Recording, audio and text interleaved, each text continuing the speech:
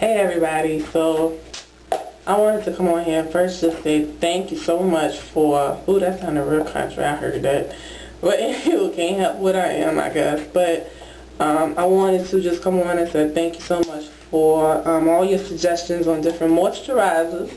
For the most part, everybody was saying use shea butter, use shea butter, use shea butter, so I went out and bought, anywho, bought some shea butter and was very impressed with this product because I think before I was just using too much, and so I used a small amount like so many suggested that I use, and it did very well. So I liked it. It made my hair feel soft.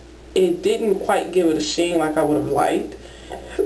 Oh, excuse me. But overall I liked it and probably will continue to buy it. So this was $5.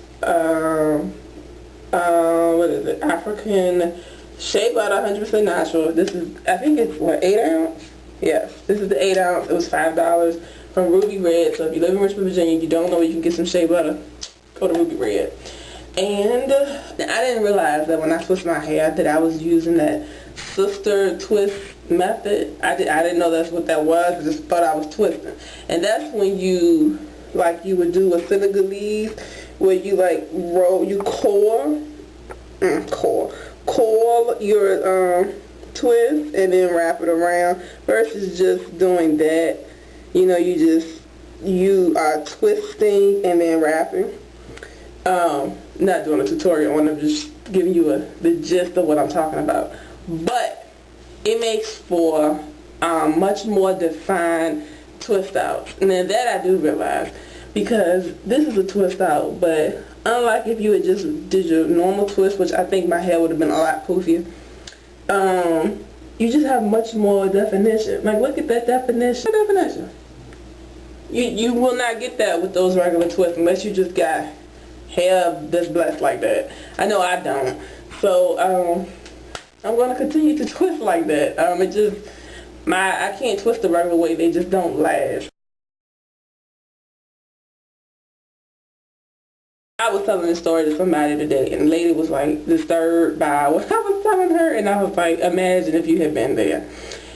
My client, little girl, I do in-home counseling, so anyway, my client was on her spring break, and she doesn't live with her mother, she lives with her grandfather, but I was going to her mom's house because my client was there for the week, so to do my session. So I went there, and my client called her mom. My client actually was leaving the house, so she left, but it didn't matter because I wanted to talk to her mom anyway. The mother came down the stairs, and this lady had perm in her hair, and the perm, I know I haven't had a perm for like 2 years, but I understand the process. I remember the process. The perm had been, you know how you put the perm in, and after you put it in, you got to comb it through because you got to let it sit for a little bit so it can really take. She already has thin hair. She told me previously that before this particular incident, that she had alopecia. So why in the world was she putting the perm in the first place? I don't know. But her hair is super thin because of the alopecia, because when she stresses, her hair comes out.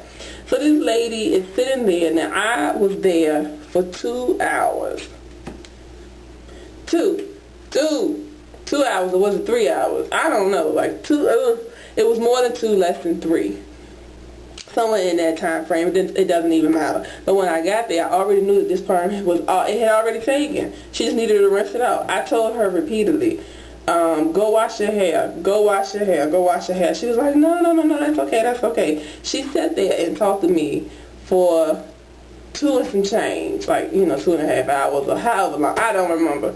But she sat there and she talked to me all that time with that perm in her hair, and she did not rinse it out. And when it was another counselor that was with me, and that other counselor was just like blown by this woman, and we both kept saying, please go wash your hair, please go wash your hair. And I eventually asked her, why don't you wash it? Why are you just sitting here while we talk to you? I was like, it's really bothering me. Can you just wash it, because I'm scared your hair gonna fall out? And she was like, girl, this is just for me. What does that mean? So I guess because it's just for me, you don't wash it out because it's a kitty perm. I mean, a chemical is a chemical. And they have directions. And I'm sure, even more so with a child's perm, it's telling you not to leave it in after X amount of time. So anywho, she left that in and she didn't rinse it out. She didn't look like she was rushing either. When we left, as we was walking out, we got into a conversation about hair. There's a hair shop near her that was closing. They had all these different hair on sale or something. So as I'm walking out, she's talking to me for an additional 10 minutes to talk about this hair. And I'm like, oh my goodness. And then what was so crazy, the next day when I went over there, this woman had micro braids. And I asked her, I said, why did you put a perm in your hair to get micros? And she was like, looked at me like I was crazy. She was like, because I wanted it to be straight. You put micros in, who's going to see it? If I get a perm, I want my fresh perm to be seen by all. I mean, maybe it's just me. Isn't the whole point? Isn't that the point? Anywho, I mean, she's crazy. And when I was like, why don't you go natural? She looked at my hair like, and looked like that. And I was just like, I know you're not carrying me, lady. I know you're not carrying me. She was. But, whatever. My hair is healthy. And it's fine, and I get compliments, and I'm sure you don't, so what? Anyway, that's all I have to say. That's all I have to say. Pray for people out there, y'all, keeping their perms in for way over the, I think, what is it, like 15 minutes you're supposed to keep a perm in? I don't even know, but I know it ain't no 2 hours. 2.5, well, 2+ hours she kept that in her hair. Crazy. And you all have a wonderful day, and I will talk to y'all later. Bye.